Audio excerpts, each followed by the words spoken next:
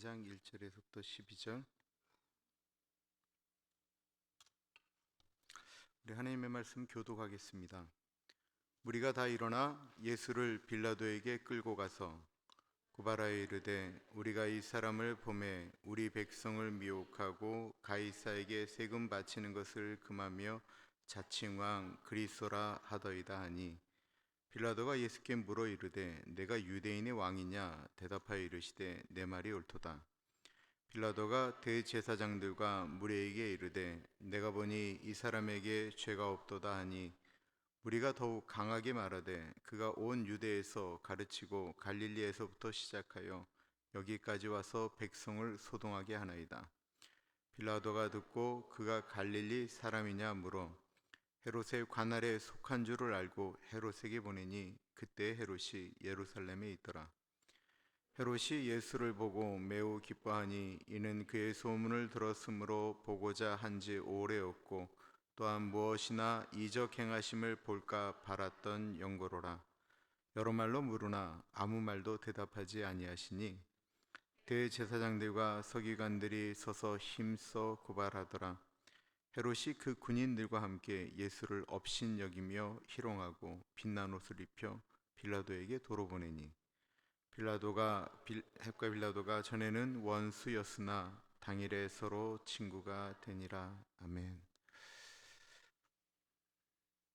제가 참 사랑하는 어느 교우께서 자신의 인생을 돌아보면서 어떻게 보면 이제 하나님이 부르시면 제가 준비해야 될 이렇게 장례 예배에 대한 모든 것들을 이렇게 준비할 만한 자료들을 저한테 보내주셨어요. 그걸 준비하는 걸 제가 알고 있었고 저희 집사람한테 맡겼는데 집사람이 저한테 보여주질 않다가 지금 상황이 그렇고 하니까 지난주 토요일 날 저에게 이제 월요일 날 그를 주었습니다. 한 분의 이제 예수님을 만났던 과정부터 제가 쭉 이렇게 보는 거예요. 우리 교우고 지금도 이제 매주일 만나는 분이고. 근데 거기 이제 쓰신 글 중에 이런 말씀이 있었습니다. 본인에 대한 말씀이죠. 피하고 싶은 사람은 있지만 미운 사람은 없습니다. 여러분은 어떠세요? 제가 이제 미운 사람이 있는가? 내 마음속에 이렇게 미운 사람은 딱히 지금은 없는 것 같아요. 누구를 미워할 만큼 제가 힘이 있는 것 같지가 않았습니다. 피하고 싶은 사람은 있는가? 다행히 저에게는 피하고 싶은 사람이 있고요. 마켓에 가면 안 만났으면 좋겠다. 어쩔 때는 이렇게 기도했던 적도 있었고, 어떤 식당을 갈 때는 그분을 제발 안 만났으면 좋겠다라고 생각하는 피하고 싶은 사람이 있습니다. 미워하지는 않는데 비껴나가고 싶은 사람들. 처음 목회할 때 제가 그런 생각을 해본 적이 없었습니다. 다른 사람이 저를 피한다고 할지라도 내가 누군가를 피하겠다라고 생각을 해본 적은 없었습니다. 아니, 없을 것이라고 자신을 했습니다. 제가 저를 잘 몰랐던 거지요. 베드로가 불과 몇 시간 후에 다른 사람들 모두 예수님을 모른다고 예수님 곁을 떠난다고 할지라도 저는 예수님을 부인하지도 예수님을 떠나지 않을 것입니다 라고 말한 그 불과 몇 시간 후에 닭 울기 전에 예수님을 3번 부인할 줄 본인이 전혀 몰랐던 것처럼 말입니다. 살아보니 주제라고 하는 것이, 내 주제라고 하는 것이 내가 생각했던 것보다 별로 형편없다라는 사실을 깨닫게 됩니다. 오늘 본문에는 원래는 그렇게 살려고 하지 않았던 사람들의 이야기가 나옵니다. 원래는 더 멋진 삶을 살고 싶었던 사람들의 이야기가 오늘 본문에는 나옵니다. 그리고 오늘 본문에는 우리들의 모습이 그려져 있습니다. 1절은 무리가 다 일어나 예수를 빌라도에게 끌고 가서, 여기서 무리는 누구일까요? 예수님을 잡아 공회로 끌고 갔던 사람들입니다. 어제 말씀에 보면 백성의 장로들, 곧 대제사장들과 서기관들, 그리고 예수님을 때리고 조롱했던 사람들입니다. 그리고 그 사람들은 자기들만 빌라도 법정으로 간 것이 아니고 자신들이 동원할 수 있는 사람들을 다 동원해서 같이 데리고 갔습니다. 이 대제사장들과 서기관들, 종교 지도자들이라고 이야기하고, 오늘날로 말하면 신학교를 우수한 성적으로 졸업하고 어렸을 적부터 하나님의 말씀을 듣고 묵상하고 암송했던 분들입니다. 이들이 젊었을 때, 이들이 20대에 랍비 학교를 가고 바리새인이 되고 대제사장이 되고 제사장으로 기름 부음을 받을 때, 그들이 한 젊은이를 진리를 이야기하고 하나님과 백성들 앞에 천국에 대한 말씀을, 그 소망을 외치는 한 젊은이의 인생을 십자가에 못 박으라고 계획할 줄 한 번이라도 생각했을까요? 그러지 않았을 것입니다. 그런데 20대가 되고 30대가 되고 40대가 지나가면서 자신들이 가지고 있는 것들이 많아지기 시작했습니다. 가진 것이 많아지는 것이 물질일 수도 있고 힘일 수도 있지요. 그리고 그것이 한 젊은이에 의해서 흔들리기 시작하자 아까워지기 시작했습니다.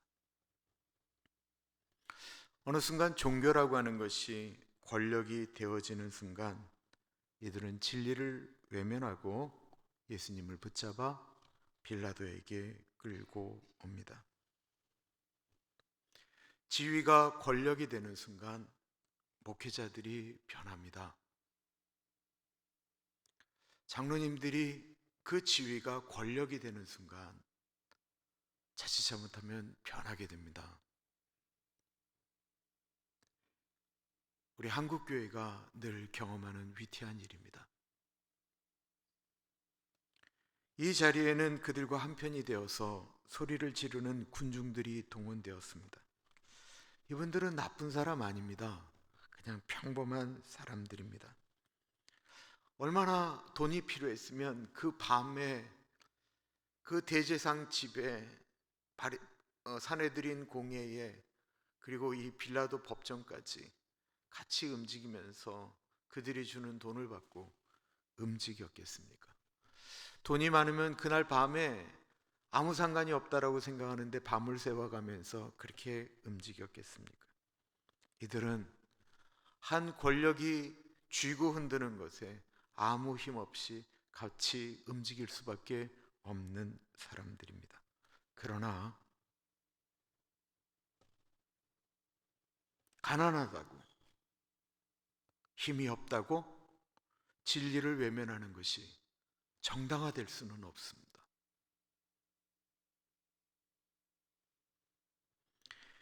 이들은 제사장들이 소리를 지르자 덩달아 소리를 지르기 시작했습니다.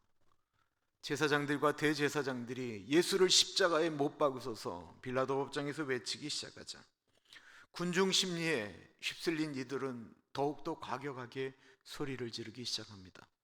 내가 제사장 앞에서 더 멋지게, 더 크게 악을 쓰며 소리를 지르면 돈을 더 줄지도 모르겠다라고 생각했는지 모르겠습니다. 본인들이 외치는 소리가 뭔지도 모르고 소리를 지르기 시작합니다. 예수를 십자가에 못 박으소서. 마가복음에 보면 대제사장들이 무리를 선동했다라고 말하고 있습니다. 그리고 이들은 얼마 전 예수께서 예루살렘에 입성하실 때에 사람들이 외치는 소리에 덩달아 환호하며 호산나 찬송하리로다. 주의 이름으로 오시는 이여 하늘에는 영광이요 외쳤던 사람들입니다.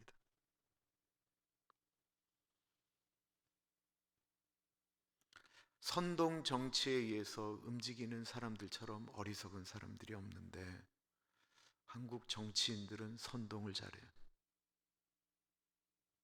그리고 그것에 우리가 놀아나요. 이제 좀 유튜브 좀 보지 마세요. 제발 좀 보지 마세요. 그리고 너무 그게 어이가 없어요. 아니, 은밀한 곳에서 정치인들이 자기들끼리 예한 얘기를 한 유튜버가 이랬다라고 하면서 얘기를 하는 거를 자기 쪽에 편한 대로 들어주면 그것만 본다라는 거예요. 정치인들이 그렇게 허술합니까? 그 말되지도 않는 소리를 다 믿는 거예요. 선동 정치입니다. 그만 좀. 우리가 좌파예요, 우파예요? 우린 위파예요. 우리가 하나님 파지. 하나님이 뭘 원하시는지 우리가 생각을 해야지. 그리고 따라서 그 사람을 지지하든지 말든지 해야지. 이게 조금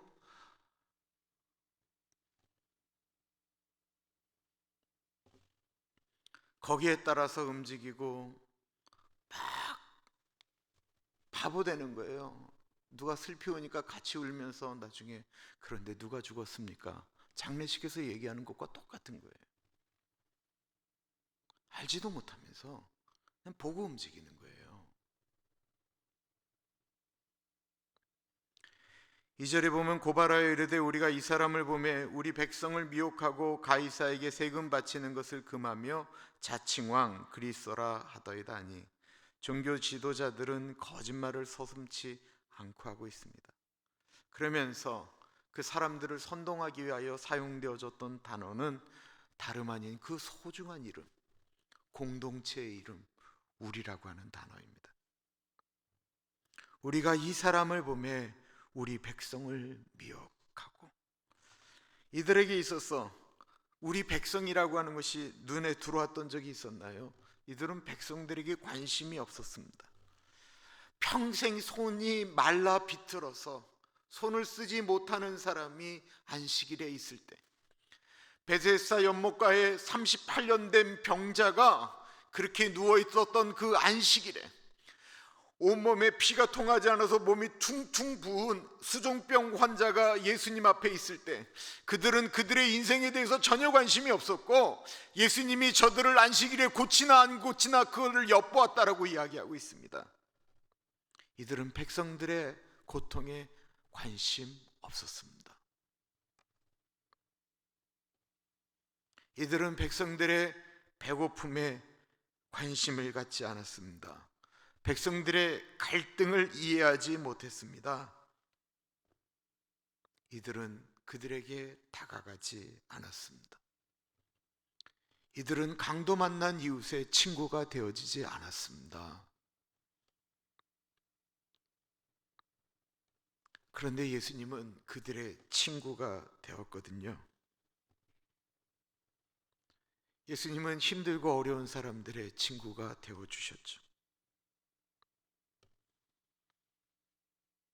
반대로 그들을 멀리하였던 지도자들이 예수님을 십자가에 죽이기 위하여 그 목적을 이루기 위해서 이들이 사용했던 것은 우리라고 하는 공동체적 언어였습니다. 가이사에게 세금 바치는 것을 하지 말라고 예수님이 말했다라는 거짓말을 이용하였습니다. 그러면서 이유는 예수 저 사람이 왕이니 자신에게 바치라고 했다라는 것입니다. 예수님이 그랬습니까? 예수님은 분명히 가이사의 것은 가이사에게, 하나님의 것은 하나님께 드리라고 했는데 예수님이 가이사에게 세금을 바치지 말라고 거짓말을 했다라는 것입니다. 예수님이 로마에 저항하도록 우리 백성들을 미혹했다라고 말하고 있습니다. 우리라고 하는 그 좋은 고귀한 단어에 선량한 사람들을 끌어들이고 있습니다. 빌라도는 로마 사람입니다. 거기에 있는 사람들, 로마 총독 앞에서 예수의 말대로 움직였다는 우리는 다 몰살당할지도 모른다라고 하는 위기의식이 그들에게 나타나기 시작합니다. 그래서 그 우리라는 말에 그들은 진실을 외면하기 시작합니다. 아니, 진실은 중요하지 않습니다. 우리 편, 내 편으로 갈려지는 순간 더 이상 거기에 진실은 의미가 없습니다. 어느 순간 예수님은 저들이 되어버렸고 제사장과 바리새인들 그리고 백성들은 우리가 되었습니다.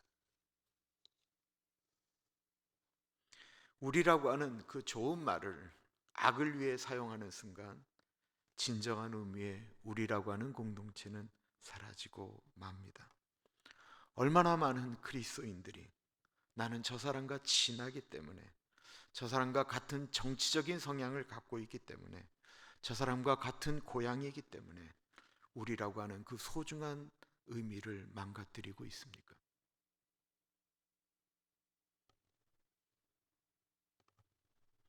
이 백성들은 그 우리라고 하는 단어가 자신들에게 소속된 곳으로 들어간다라고 느껴지는 순간 모든 것이 마비된 것처럼 외치기 시작했습니다. 예수를 십자가에 못 박으소서. 빌라도라고 하는 사람이 나옵니다. 사도신경을 외울 때마다 비난을 받는 사람입니다. 빌라도가 예수께 물어 이르되 내가 유대인의 왕이냐? 대답하여 이르시되 내 말이 옳도다. 빌라도가 대제사장들과 무리에게 이르되 내가 보니 이 사람에게 죄가 없도다 하니, 빌라도는 유대인을 잘 알았습니다. 그렇지 않아도 빌라도가 있을 때 유대인들이 계속해서 밀란을 일으키려고 하는 시도가 있었다라는 사실을 알고 있었는데, 그런 사람들이 한 유대인의 젊은이가 로마 황제에게 대항하려고 하니까 이 사람을 잡아 죽이라고 갖고 온다. 이것은 대번에 예수님을 죽이려고 했던 그들의 술책인 것을 대번에 알 수가 있었습니다. 그래서 빌라도는 예수님에게는 죄가 없다라고 말을 합니다. 당시 사람을 사형시킬 수 있는 권한은 유대에는 없었고 오로지 로마의 법으로만 가능했습니다. 즉, 그 말은 로마의 총독인 이 빌라도만이 예수님을 살릴 수도 죽일 수도 있는 권한을 가졌다라고 하는 것입니다. 이 빌라도는 커다란 백성들의 소리 앞에 자신이 지금 보고 있는 진실을 외면하기 시작했습니다. 빌라도는 진실보다는 자신이 붙잡고 있는 로마의 총독이라고 하는 그 권리를 포기하고 싶지가 않았던 것입니다. 그래서 3번이나 이 사람에게는 죄가 없다라고 이야기했지만 자신의 총독직을 걸고서라도 예수님을 보호하고 싶은 마음은 없었습니다. 그때 마침 참 좋은 구실이 생겼습니다. 그것은 예수님이 나사렛 출신 갈릴리 사람이라는 것입니다. 갈릴리 지방이면 자기가 다스리는 예루살렘이 아닌 그 관할 헤롯 왕에게 처리시키면 됩니다. 마침 그때 헤롯이 예루살렘에 와 있었습니다. 무리가 더욱 강하게 말하되 그가 온 유대에서 가르치고 갈릴리에서부터 시작하여 여기까지 와서 백성을 소동하게 하나이다. 빌라도가 듣고 그가 갈릴리 사람이냐 물어 헤롯의 관할에 속한 줄을 알고 헤롯에게 보내니 그때 헤롯이 예루살렘에 있더라. 지금 빌라도의 문제는 생명의 문제이고 진실의 문제입니다. 그런데 그것을 증명해야 되는데 피해가고 싶습니다. 다른 사람이 그 일을 대신해 줬으면 합니다. 우리가 때때마다 닥치는 일들입니다. 빌라도가 이러는 이유는 두려움 때문이죠. 피하고 싶을 뿐만 아니라 두려운 것입니다. 소리지는 사람들, 그들의 광기에 두려움을 느끼는 것입니다. 군중이라고 하는 것, 다수라고 하는 건 굉장히 무서운 겁니다. 그래서 우리는 수많은 사람들이 몰려왔을 때 말을 바꾸는 정치인들을 수도 없이 보게 되는 것입니다.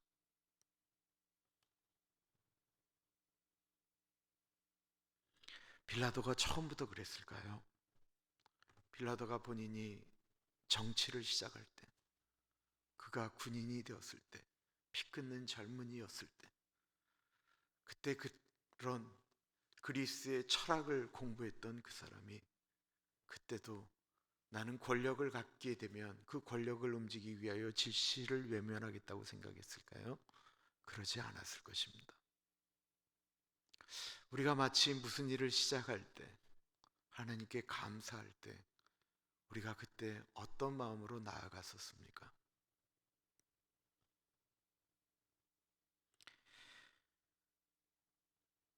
빌라도는 예수님을 나중에 유대인들에게 내어주면서 이런 말을 했죠.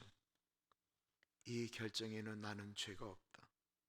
너희와 너희 자손이 이 죄의 대가를 받아라. 그는 끝까지 비껴나가기를 원했습니다. 그러나 그가 비껴나갔던 것은 진실이었죠. 내가 우리의 인생 앞에서 진실 앞에 우리가 진실하지 않는다면 우리는 언제든지 빌라도와 같은 존재가 될 수 있습니다. 빌라도의 모습에 입장을 바꿔놓고 생각해 보면 연민이 안 가는 것은 아닙니다. 그리고 그 모습 가운데 나를 발견하게 됩니다.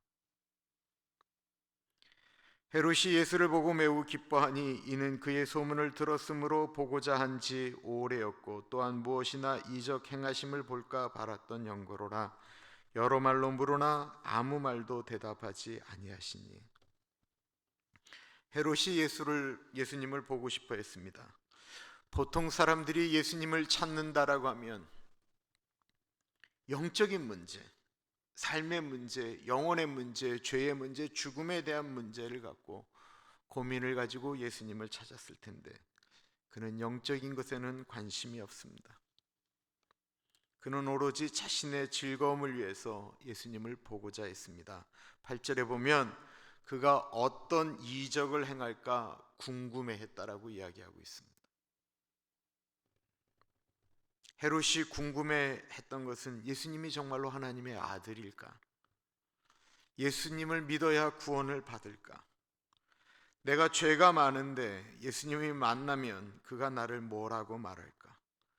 내가 나의 죄를 이야기했던 세례 요한의 목을 쳤는데 그가 다시 살아난 세례 요한이면 어떨까? 그런데 오늘 본문에 나오는 헤롯 왕에게는 그런 고민은 볼 수가 없습니다. 그는 오로지 자신의 즐거움만을 위해 예수님을 조롱하며 예수님을 업신여기며 예수님에게 기적을 보여줄 수 있으면 보이라고 이야기합니다. 오로지 자기 자신에게만 관심이 있는 사람, 신앙인들 중에도 이런 분들이 있다라는 것입니다. 모든 것들이 자기중심적이에요. 자기가 화가 나면 기분 나빠서 그 기분 나쁜 걸 표하고 자기가 기분이 좋으면 모든 것들이 다 좋습니다. 자신이 관심 있는 것만 생각하고 다른 사람들에 대해서는 아무런 관심이 없고 자기 구원에 대해서도 전혀 관심이 없으면서 교회를 나온다라는 것입니다. 예배를 드리는데 구원에 대해서 관심이 없어요.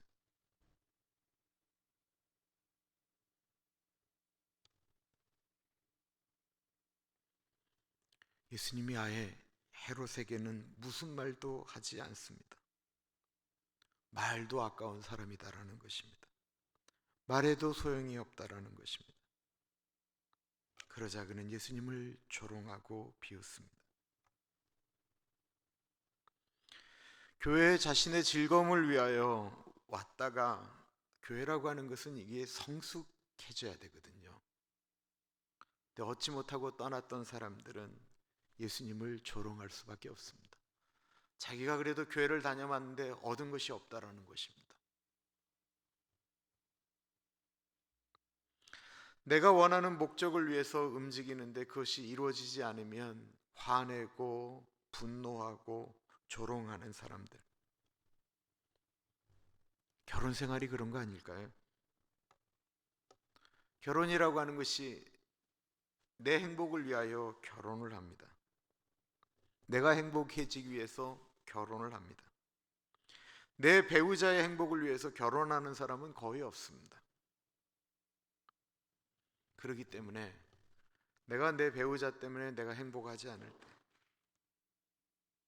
우리 안에 일어나는 그 분노와 아픔으로 인해서 내가 사랑한다라고 고백했던 그 사람이 마음 가운데 증오로 다가오기 시작합니다.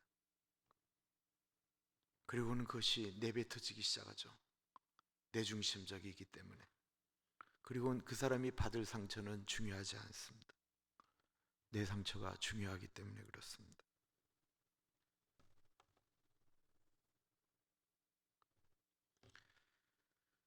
최고의 수준을 가진 사람들이 지금 빌라도 앞에, 예수님 앞에 서 있습니다. 최고의 지성을 가지고 하나님 앞에 늘 금식하고 기도했던 사람들, 누구보다도 하나님의 말씀을 많이 알고 하나님을 열심히 섬겼던 사람들입니다. 10절에 보면 대제사장들과 서기관들이 서서 힘써 고발하더라. 이들은 어릴 적부터 하나님 앞에 헌신했던 사람들입니다. 하나님 나라를 위해서, 하나님을 위해서 살겠다라고 헌신한 사람들입니다. 이들이 늘 외웠던 말씀들이 있죠. 신명기의 쉐마를 비롯한 토라를 무조건 외우는 것이 이들의 전통이었고, 이들이 목숨처럼 지켰던 것이 있다고 한다면 그것을 가리켜 우리는 보통 십계명이라고 이야기를 합니다. 그 중에 나오는 이야기는 거짓말하지 말라라고 하는 말씀이었습니다. 너희는 너희 이웃을 해하려고 거짓 증거하지 말지니라는 이야기를 어릴 때부터 지금까지 수도 없이 들었을 뿐만 아니라 수도 없이 가르쳤고 수도 없이 암기하였습니다. 너희 이웃을 해하려고 거짓 증거하지 말지니라. 그리고 이 자리에 계신 분들 중에 이 사실을 모르는 사람은 아무도 없을 것입니다.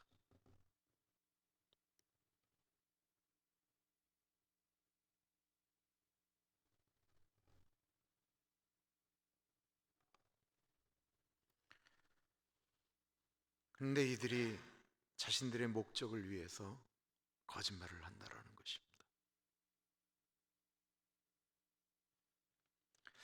제가 미국에 온 지 얼마 되지 않았을 때였습니다. 저하고 같이 미국에 오는 것을 준비했던 목사님이 저보다 먼저 미국에 오셨어요. 오시고 나서 제가 한 2달 후쯤에 왔는데 이분이 LA에 있는 어느 교회 장로님과 좀 알아서 그 교회 부목사님이 되셨어요. 그리고 나서 얼마 후에 그 교회에서 장로 선거가 있었습니다. 그리고 개표위원으로 이 목사님을 그 교회에 이렇게 소개한 장로님과 또 개표위원으로 청직한다고 느껴지는 이 부목사님을 개표위원으로 넣었어요. 교인들이 다 믿는 거죠. 근데 개표를 하는데 장로님이 표를 조작하는 것입니다. 부목사님이 너무 놀라자 교회를 위한 것입니다 라고 말씀하셨습니다. 제 친구 목사님이 너무 고통하다가 1년을 채우지 못하고 그 교회를 사임했어요. 도저히 본인의 양심에, 그렇다고 교회에다 얘기할 수도 없고 양심이 결국 허락하지 않으니까 사임하고 말았어요. 저 샌프란시스코에서 목회하고 있는 최은성 목사님 얘기. 교회를 위한 부정투표. 부정을 해야만 유지되는 교회라고 한다면 그건 없어져야죠. 그게 무슨 세상의 빛의 역할을 감당하겠습니까? 그런데 우리가 장로가 되었을 때 혹이나 잘못 생각하면 우리가 그런 사람 될 수 있다는 것입니다.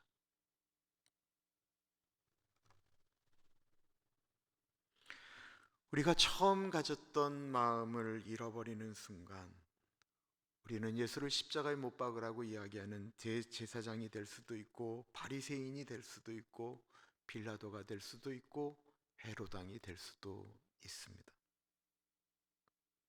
그렇다고 한다면 우리가 그렇게 안 되려가면 어떻게 해야 됩니까? 사도 바울이 예수님 못 만나서 그렇게 몸부림쳤겠어요? 사도 바울이 율법을 몰라서 그런 고백을 했겠습니까? 오죽 이 일이 힘들면 사도 바울이 나는 날마다 죽는다라고 고백했겠어요. 그러므로 우리는 매일매일 예수님이 내 마음에 내 삶의 주인이신지를 늘 점검해야 됩니다. 갈라디아서 6장 17절에 사도 바울이 이런 고백을 합니다. 이후로는 누구든지 나를 괴롭게 말라. 내가 내 몸에 예수의 흔적을 가졌노라. 스티그마를 이야기하고 있습니다. 예수 믿는 사람이라고 한다면 세 가지 욕 정도는 먹어도 된다라고 제가 읽었습니다. 첫 번째는 미쳤다라는 이야기입니다. 둘째는 고집불통이라는 이야기입니다. 세 번째는 비타협적이다라는 말입니다. 만약 이런 소리를 단 한 번도 안 듣고 교회를 다녔다고 한다면 그분은 제대로 예수를 안 믿었을 가능성이 100%입니다. 예수 믿는데 술에 술 탄 듯 물에 물 탄 듯 믿을 수 없습니다. 이건 진실의 문제이고 진리의 문제이기 때문에 그렇습니다. 사도 바울이 고백한 예수의 흔적 때문에 사도 바울은 매도 맞았고 돌에도 맞았고 죽을 뻔하기도 했습니다. 그러나 사도 바울은 어느 순간에도 자신이 예수 그리스도의 자녀임을 한 번도 포기한 적이 없었습니다.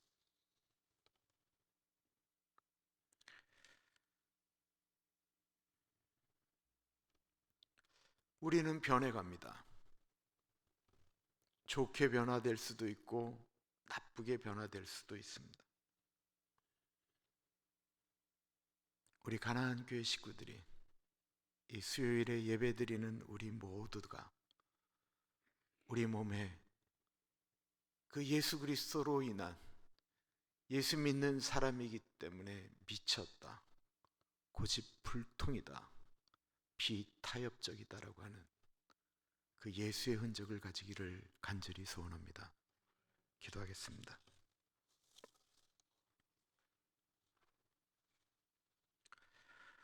참으로 존귀하신 하나님 아버지, 빌라도 법정 안에 있는 사람들의 모습 가운데 우리들을 발견하게 됩니다. 돈에 약하기 때문에 진실을 외면합니다. 내가 가지고 있는 위치가 너무 지키고 싶어서 진실을 외면합니다. 너무 나만 알기 때문에 교회를 나와도 내 편한 것만 찾고 진리의 문제, 구원의 문제를 외면하기도 합니다. 하나님 아버지, 우리는 예수 그리스도의 흔적을 가슴에 품고 하루하루 살아가는 우리들 되게 하여 주십시오. 하나님 편에 서서 살아가는 우리들. 그래서 어쩔 때는 저건 예수에 미친 사람이다, 고집불통이다, 비타협적이다라는 이야기를 들을 줄 아는 우리들 되게 하여 주옵소서. 존귀하신 하나님, 우리 한국에 나가는 우리 이정희 권사님 가셔서 해야 될 일들 잘 감당할 수 있도록 하나님 은혜 내려주시고, 우리 이정성 장로님, 이미경 권사님 따님 결혼 잘 감당할 수 있도록 도와주십시오. 김영민 장로님, 그 하나님께 보내는 그 복된 시간이 우리의 인생의 문제를 다시 한번 돌이켜보는 귀한 시간이 되어지기를 간절히 기도합니다. 지금은 우리 주 예수 그리스도의 은혜와 우리를 너무나도 사랑하셔서 하나밖에 없는 아들을 넉넉하게 보내주신 하나님 아버지 그 크신 사랑하심과 성령 하나님 감화 감동 역사 충만 교통하심의 놀라운 은혜가